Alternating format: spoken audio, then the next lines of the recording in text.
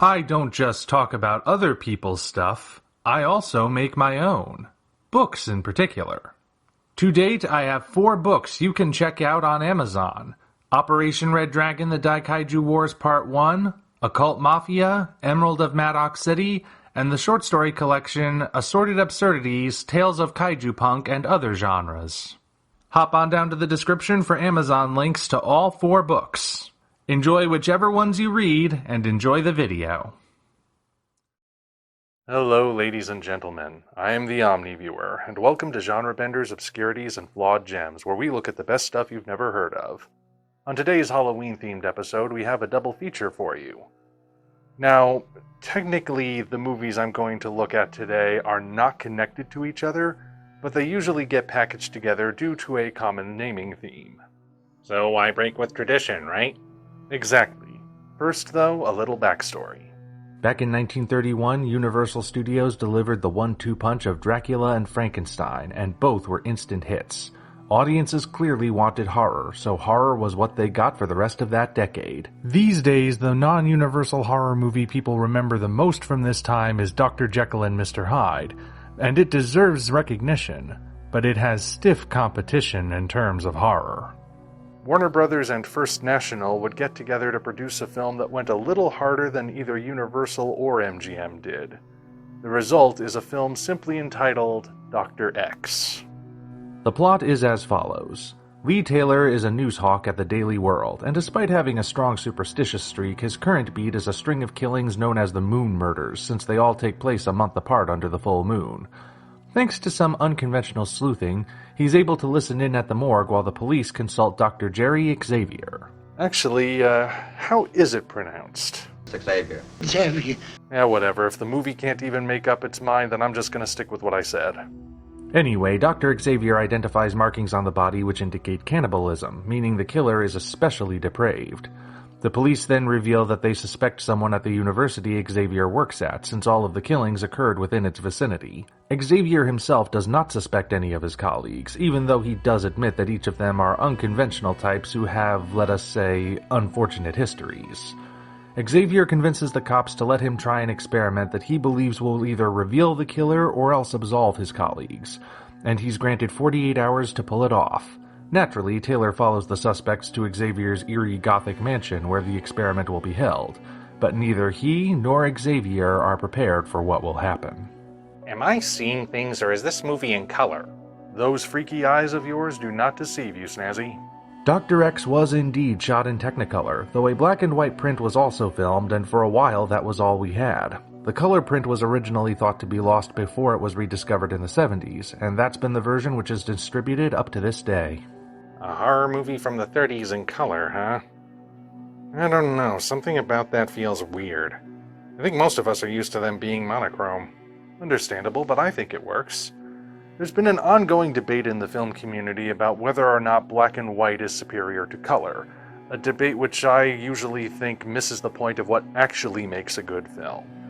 I have no preference one way or the other, but in this particular case, I think Dr. X shows how color can have an atmosphere all its own. Black and white usually lends itself well to horror movies, especially when it comes to contrasting light and shadow. In Dr. X, though, just look at it. The color is a bit washed out thanks to the age of the print, but we can still tell which colors are which, and the choices are unusual to say the least. Skin tones appear yellowed and sickly, grays and browns are ashen, lights glow fiery red, and then we have the prevalence of green in the atmosphere itself. It's that creepy lime green so often associated with evil in visual media, and Dr. X uses it wherever it can.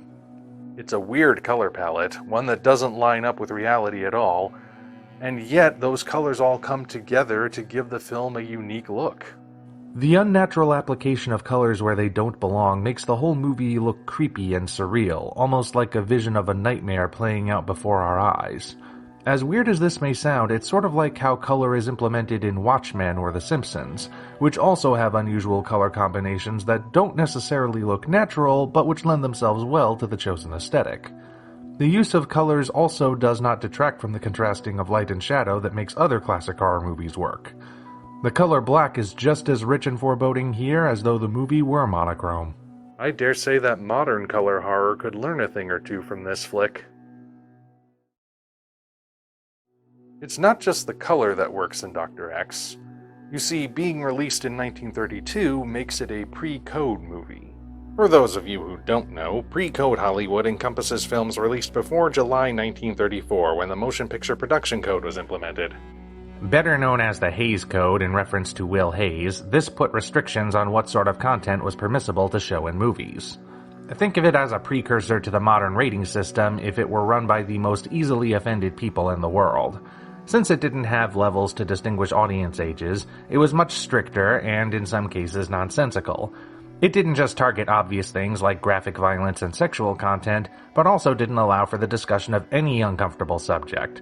For the longest time, cinematic doctors were not allowed to say the word cancer when discussing their profession thanks to the code. The weird thing about the term pre-code is that it's not usually applied across the board. Every silent movie is technically pre-code, yet you don't hear the term applied to the works of Charlie Chaplin or Buster Keaton. They don't even get applied to other Universal monster movies released before 1934. In fact, the term pre-code only ever seems to be applied to movies that contained content which led to the code's drafting in the first place. For Dr. X, this can mean anything from showing a beating heart in a jar to the strong implication that the Moon Killer did more than just kill his female victims. Even a brief shot of a stump left behind as one character removes his prosthetic hand would have been too much for post-code Hollywood. In the post-code days, Dr. X may have been labeled an exploitation film, though I want to make very clear that it's not. Though it goes to places most modern audiences wouldn't expect a classic film to go, it does not do so purely for shock value. It all ties into the point of the story, making the content necessary rather than gratuitous. It's also worth noting that it never gets too graphic. Code or no code, the societal standards of the 30s still applied, so there's no swearing, no blood, and no nudity. Thanks to being pre-code, though, it makes the twist extra creepy. I was wondering about that, actually. You say Dr. X is a horror movie, but so far it's just been playing out like a regular old mystery. Well, it is until the twist is revealed. If you don't want this movie spoiled for you before seeing it, jump to this time, but otherwise, we're jumping in. Early on, one of the scientists at the university, a Dr. Wells, is ruled out as the killer because he only has his right hand, having lost the left one in an unspecified accident. Even though he did spend time studying cannibals in Africa, the killings were performed by a person with two hands, so he's never under suspicion.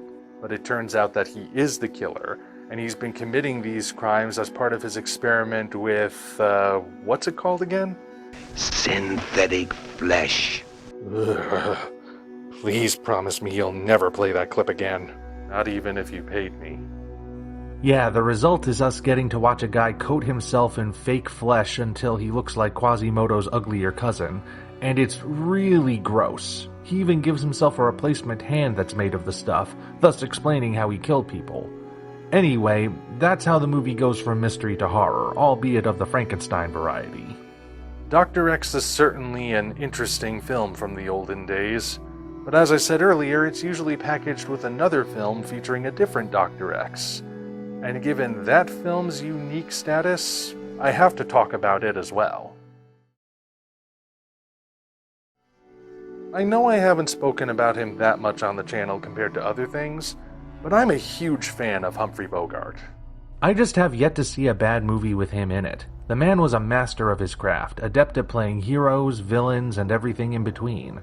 Most people think of him as being exclusively in down-to-earth dramas and riveting detective yarns, with the occasional comedy thrown in here and there. But did you know that he once starred in a horror movie?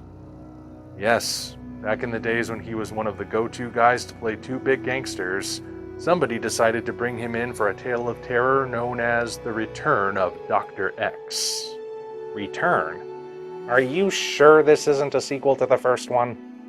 Well, kinda yes and kinda no. The title of this movie would certainly lead one to think that this is a sequel to the first Dr. X, but in terms of continuity, there's no connection between them at all. It doesn't even count as a remake, despite a similar premise of following a reporter with unconventional methods and both Dr. X's having a shock of white in their hair. That being said, the title was clearly chosen to make people think of the first movie, so I guess you could call it a franchise, but it's a very loose one. So what's this one about? Reporter Walter Garrett is on his way to interview actress Angela Marova only to find her murdered in her apartment.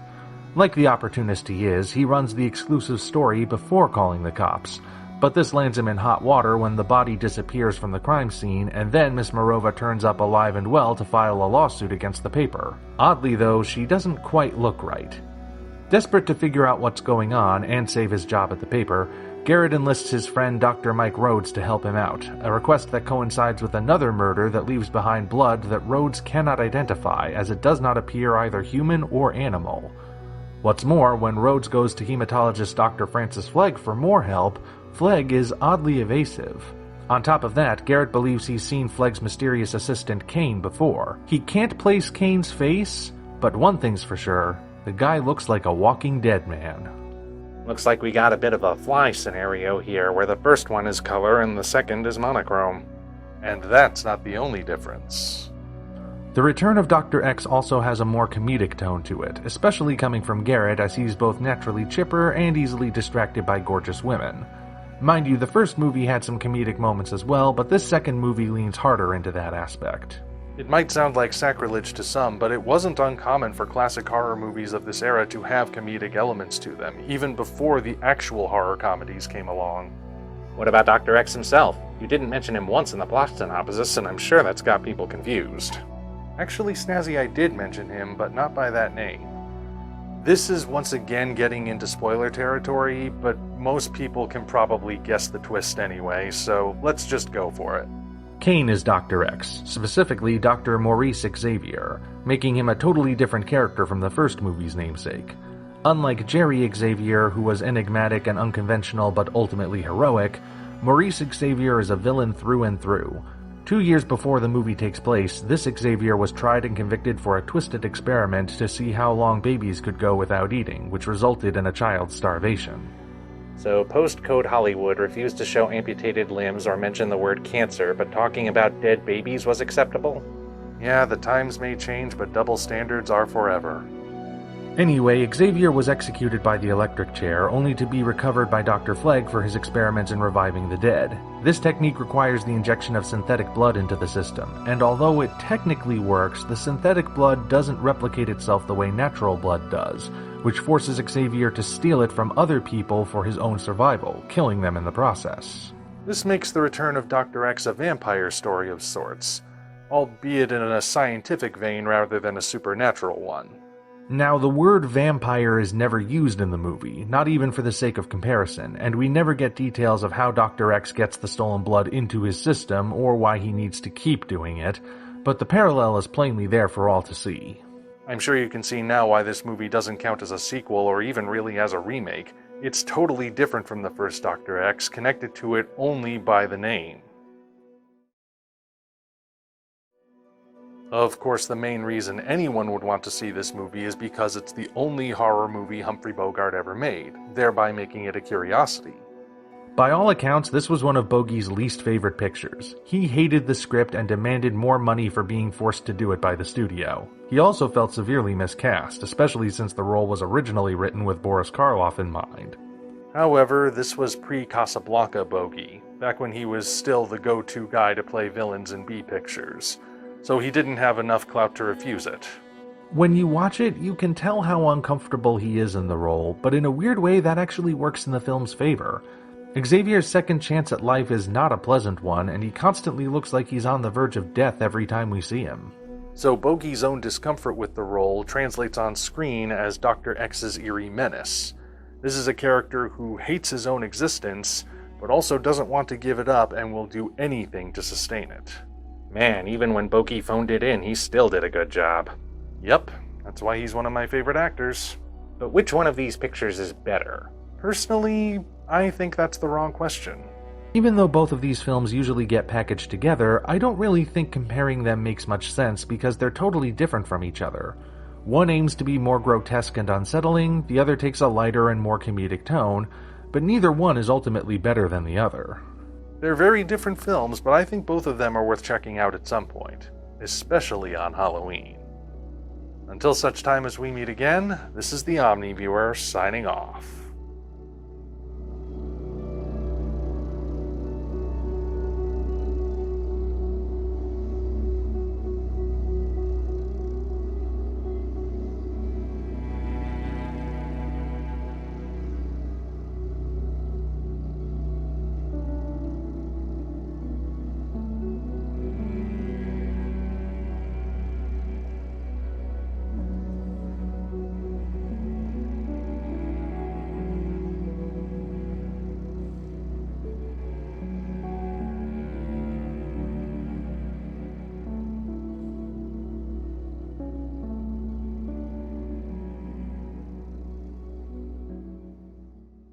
I'm curious, what was Bogey's beef with this movie anyway? I don't know, Sazzy. Maybe he just didn't like horror movies. Well, nobody's perfect. Congratulations, you reached the end. If you enjoyed this video, you might want to consider supporting us on Patreon. Of course, the other way to support us is to go to Amazon and check out our books, Operation Red Dragon, The Daikaiju Wars Part 1, The Occult Mafia, Emerald of Maddox City, and Assorted Absurdities, Tales of Kaiju Punk and Other Genres. Also check the description for links to DeviantArt and other platforms we operate. Thank you all for watching. We'll see you next time.